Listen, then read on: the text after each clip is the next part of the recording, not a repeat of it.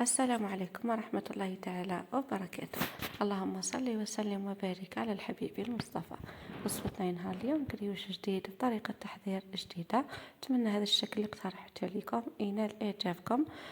كذلك أتمنى تكملوا معي الفيديو الأخير باش تشوفوا كيفاش حضرنا هذا الكريوش تاعنا لنهار اليوم. نبداو المقادير تاعنا. عندي هنا 2 كيلات من الفارينه، اي كيله تحبوا تكيلوا بها على حسب الكميه. درت نصف ملعقه، يعني حوالي ملعقه تاع قهوه خميره كيميائيه. الملح عندكم هي ميزانكم على حسب الكميه اللي ديروها. نضيفوا كذلك ملعقه تاع سكر ناعم. هنا درت نصف كيلة مسمن ذايب. هنا نبدا نخدم السمن هذاك مع الفارينه. هنا اللي تحب دير بالزيت دير، يعني راح تستغنى على هذه المرحله. اللي الكريوش تاع الزيت يجي بزاف سهل هكذا. اللي ما عندهاش سمن او مارغرين تقدري ديري بالزيت ويجيك كريوش ولا اروع. هنا الاخوات نديرو بهذه الطريقه اللي تعرفوها كامل حتى يتبسط لي مليح الفارينه. المهم هنا من بعد ندير ماء وما زهر خليط هكذا بيناتهم، ونبدا نجمع العجينه تاعي. نضيف هنا حوالي ملعقه تاع خل.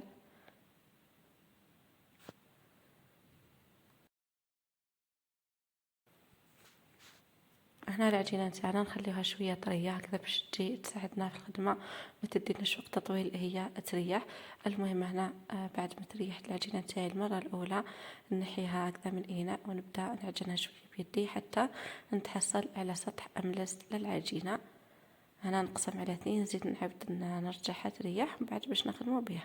هنا نرص سطح العمل تاعي بعد ما تكون ريحت لي العجينه تاعي مليح بالفارينه. نرشو مليح بالفارينه هكذا باش تحلوها ثم يعني ما تخش منكم وقت طويل وتجيكم سهله. هنا في هنا العجينه هذه ما درتش التوريق. اللي تحب دير التوريق لها الاختيار، يعني ما يحتاجش. المهم الاخوات نفتح العجينه تاعي مليح.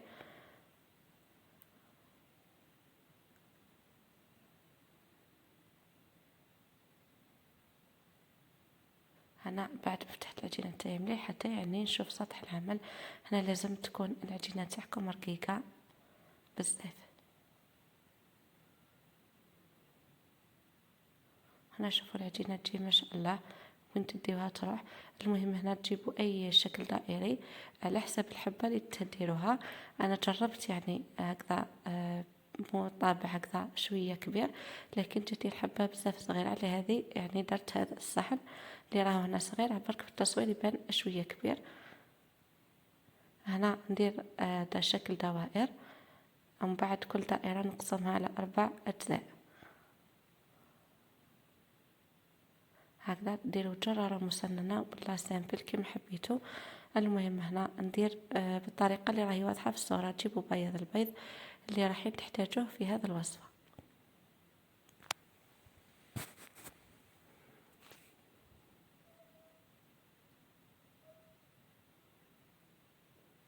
هنا كل طرف نطويه على 2. نجيب هذيك الشكل مثلث، يعني الأعلى تاع هكذا بهذا الشكل.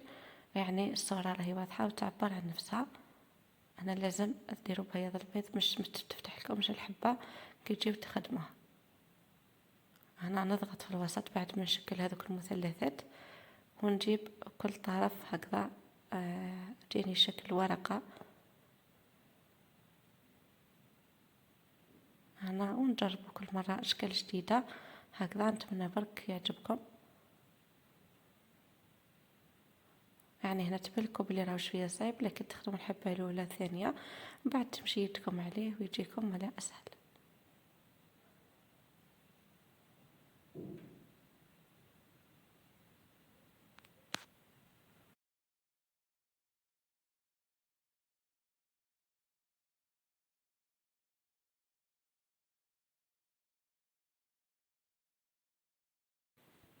هنا كي تجوا تضغطوا تجيبوا اي حاجه اللي تكون عندكم الاخوات يعني تفي بالغرض، ما تكونش يعني حاده بزاف وما تكونش سميكه بزاف. هذه هي الحاجه اللي تستطيع. انا درت هنا فرشيطه ولا ملعقه، يعني الظهر تاعها نتوما واش عندكم. المهم الاخوات اي حاجه. هنا شوفوا الطريقه راهي ولا اسهل.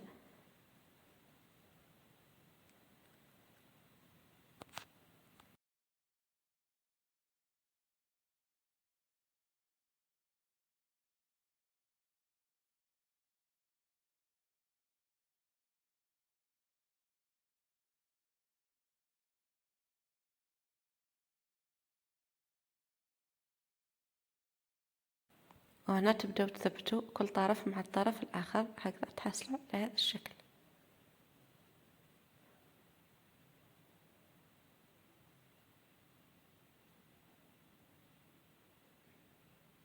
عندنا الصورة راهي واضحة أحسن من نشرح لكم.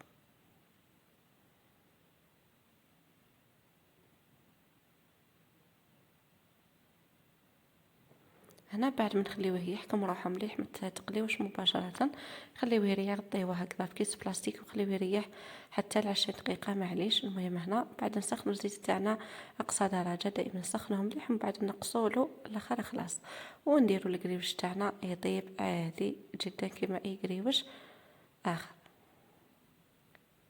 هنا لازم يطيب على نار قليلة باش يطيب لنا من الداخل. شفتوا فيه الطبقات شحال من طبقة وطوينة، ومن بعد درنا هذا الشكل. هنا لازم تخليه يطيب على نار هادئة هكذا باش يطيب من الداخل وباش يطيب لكم من برا.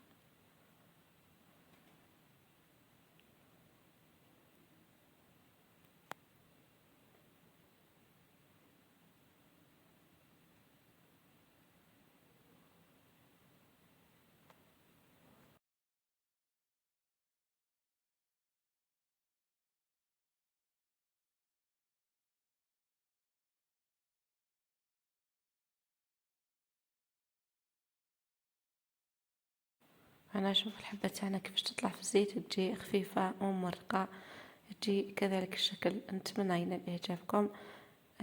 ولا اسهل، شتو مقاديره بسيطة جدا.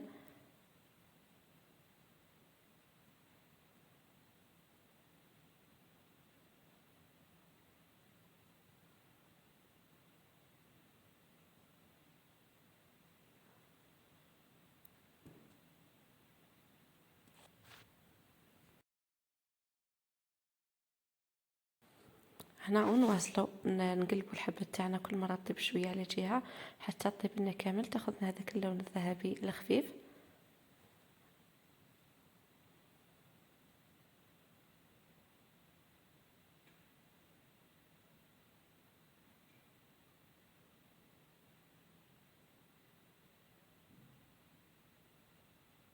هنا لازم نديروا هذه الحركات باش الحبة يدخلها كامل الزيت لداخل، مش راح تدي منكم وقت كثير في الطياب.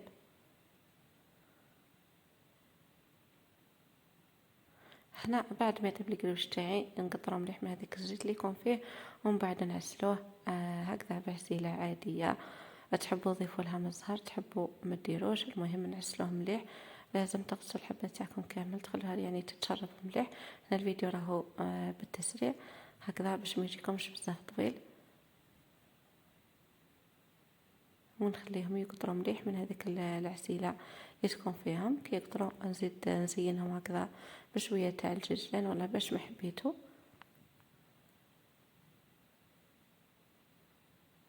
هنا هذا هما الكريش تاعي كيفاش جا الشكل تاعو.